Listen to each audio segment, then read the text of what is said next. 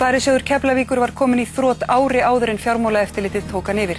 Sjóðurinn fékk 14 sinnum frest til að bjarga málunum.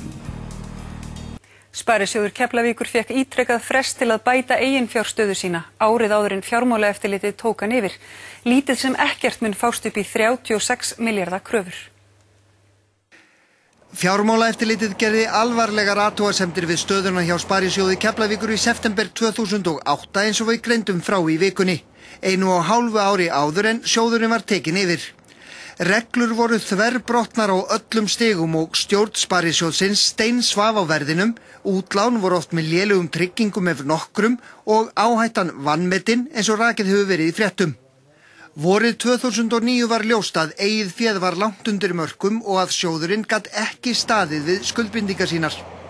Þessi dökka mynd var yfirvöldum dagsljós. Fjármálaeftirlitið sendi Sparisjóðnum í Keflavík bréf og krafðist úrbóta og veitti nokkurra vikna frest. Þetta var í maí 2009. Fresturinn var svo framlengdur í júní, júlí, í ágúst, september, október, nóvember og desember. Staðan var lítið breytt áramótin og fresturinn var áfram framlengdur í janúar 2010, febrúar og mars. Það var svo í apríl sem fjármálaeftirlitið loks tók Sparisjóðinn í Keflavík yfir. Þá hafði þessi frestur verið veittur samtals 14 sinnum. Stofnfjáreigendur hafa tapað öllu sínu.